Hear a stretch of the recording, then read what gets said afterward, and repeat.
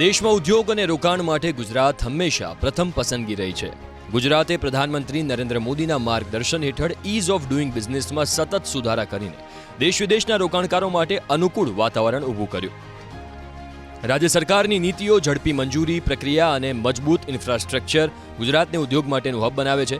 ગુજરાતમાં ease of doing બિઝનેસને મજબૂત બનાવવા માટે રાજ્યની ભૂપેન્દ્રભાઈ પટેલ સરકારે અનેક મહત્વપૂર્ણ પગલાં લીધા। ઇઝ ઓફ ડુઇંગ માટે કી ઇનિશિયેટિવ જોઈએ તો ease of Gujarat single window clearance act 2017 હેઠળ ઉદ્યોગકારોને એક જ પ્લેટફોર્મ પરથી તમામ મંજૂરીઓ મળી રહે છે, જેના કારણે સમય અને પ્રક્રિયા બંનેમાં સરળતા આવી છે। તે ઉપરાંત ઇન્વેસ્ટર ફેસિલિટેશન એજન્સી દ્વારા નવા રોકાણકારોને માર્ગદર્શન અને સહાય પૂરી પાડવામાં આવે છે। ઓનલાઈન ઇન્સેન્ટિવ એપ્લિકેશન સિસ્ટમથી સબસિડી અને લાભો મેળવવાની પ્રક્રિયા ડિજિટલ અને પારદર્શક બની છે। રાજ્યમાં કોમ્પ્રિહેન્સિવ GDSR અને લેબર કમ્પ્લાયન્સને સરળ બનાવવાના પ્રયાસો પણ કરવામાં આવ્યા છે। કન્સ્ટ્રક્શન પરમિટ અને ઇલેક્ટ્રિક કનેક્શન જેવી સેવાઓ ઝડપથી ઉપલબ્ધ બનતા ઉદ્યોગોને પ્રારંભ કરવામાં ખૂબ જ સરળતા રહે છે। તત્કાલીન મુખ્યમંત્રી અને હાલના પ્રધાનમંત્રી નરેન્દ્રભાઈ મોદીની દીર્ઘદ્રષ્ટિના ઉદાહરણરૂપ વાયબ્રન્ટ ગુજરાત સમિટની સફળતાથી ગુજરાતે દેશ વિદેશમાં પોતાનું સ્થાન બનાવ્યું છે। રાજ્યમાં રોકાણ માટે સાનુકૂળ માહોલ સર્જાયો છે। સુરતમાં દક્ષિણ ગુજરાત રિજિયનની VGRC જેવી પહેલોથી ઉદ્યોગોને પ્રોત્સાહન મળ્યું છે।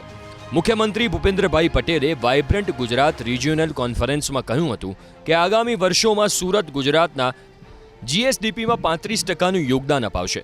દક્ષિણ ગુજરાતમાં કેમિકલ અને ફાર્મા, ટેક્સટાઇલ અને apparel, gems and jewellery, agriculture અને રિયલ એસ્ટેટ જેવા ક્ષેત્રોમાં વિકાસથી ગુજરાતને દેશમાં આગવું સ્થાન બનાવ્યું છે। પ્રવાસન ઉદ્યોગમાં પણ વિશાળ સંભાવનાઓ ઊભી થઈ રહી છે। સુરતને ડેડિકેટેડ ફ્રેટ કોરિડોર અને રેલવે કોરિડોર જેવી સુવિધાઓ મળતા લોજિસ્ટિક્સ વધુ મજબૂત બન્યા છે। ગુજરાત દેશના કુલ કાર્ગો હેન્ડલિંગમાં આશરે 40% હિસ્સો ધરાવે છે, જ્યારે ઇન્ડસ્ટ્રીયલ આઉટપુટમાં રાજ્યનો હિસ્સો લગભગ 18% છે। રિન્યુએબલ એનર્જીમાં પણ ગુજરાતનો ફાળો 15% જેટલો છે, જ્યારે ટેક્સ આવકમાં રાજ્યએ 9,000 કરોડથી વધીને 1.55 લાખ કરોડ સુધીનો નોંધપાત્ર વિકાસ કર્યો છે। ઉત્તર ગુજરાતમાં automobile, dairy sector, food processing, life science જેવા સેક્ટરમાં વિશેષ સંભાવનાઓ રહેલી છે। એવી જ રીતે કચ્છમાં green hydrogen, mineral processing, tourism, transport and logistic જેવા સેક્ટર્સમાં પોટેન્શિયલ છે। સૌરાષ્ટ્રમાં સિરામિક, એન્જિનિયરિંગ ગુડ્સ અને ફૂડ પ્રોસેસિંગ, તો કોસ્ટલ રિજનમાં blue economy, renewable energy, agro પ્રોસેસિંગની તકો રહેલી છે। એવી જ રીતે મધ્ય ગુજરાતમાં એડવાન્સ મેન્યુફેક્ચરિંગ, ફાર્મા અને બાયોટેકનોલોજી, બાયોફ્યુઅલ, ડેરી અને ફ્રૂટ પ્રોસેસિંગ તેમજ ટુરિઝમમાં વિશાળ તકો રહેલી છે।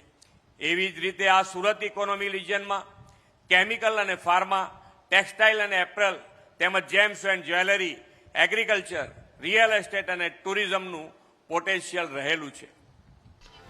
ઇઝ ઓફ ડુઇંગે વિકાસ યાત્રામાં ઉદ્દીપકનું કાર્ય કર્યું અને આ સઘળું સાકાર થયું છે ગુજરાતના અપ્રતિમ માળખાગત સુવિધા, સરપ્લસ વીજળી અને મોટા ઉદ્યોગોને અવિરત મળતા ગેસ પુરવઠાને કારણે।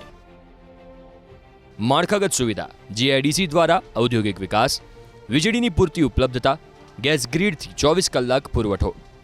રાજ્યના અનેક ઉદ્યોગ સાહસિકોએ ઇઝ ઓફ ડુઇંગના સથવારે સફળતાની સીડીઓ ચડી છે। અમદાવાદના હર્ષ પંચાલે MSME થકી નવી ફેક્ટરી સ્થાપવાનું આયોજન કર્યું। ઇઝ ઓફ ડુઇંગ બિઝનેસની નીતિઓને કારણે સરળ રીતે તમામ પ્રક્રિયા પૂર્ણ થઈ। ગુજરાતના સીમાડા વટાવી આજે હર્ષનો બિઝનેસ દેશભરમાં વ્યાપ્યો છે। આટલા ટૂંકા સમયમાં બિઝનેસમાં મળેલી સફળતા માટે રાજ્ય સરકારની નીતિઓનો આભાર તેણે વ્યક્ત કર્યો।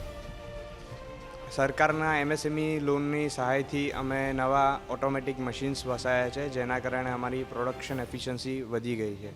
જે પહેલાં ઓર્ડર ડિલે થતા હતા, જે અમારું જે પ્રોડક્શન હતું, જેના કારણે અમારા ઓર્ડર્સ ખાસા ડિલે થતા હતા, જેના કારણે અમારે નુકસાન થતું હતું, પણ સરકારના સહાયથી અમે નવા મશીન્સ વસાયા, એના કારણે પ્રોડક્શન એફિશિયન્સી અમે વધારી અને જે ગુજરાત લેવલ ઉપર હતું તેનાથી વધારીને અમે અત્યારે ઇન્ડિયા લેવલ ઉપર અમારું પ્રોડક્શન જાય છે।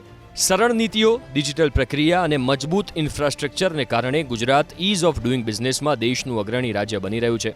મુખ્યમંત્રી ભૂપેન્દ્રભાઈ પટેલના વડપણ હેઠળની સરકાર ગુજરાતમાં વ્યાપાર ધંધાને સરળ અને સુગમ બનાવવા કૃતનિશ્ચયી છે।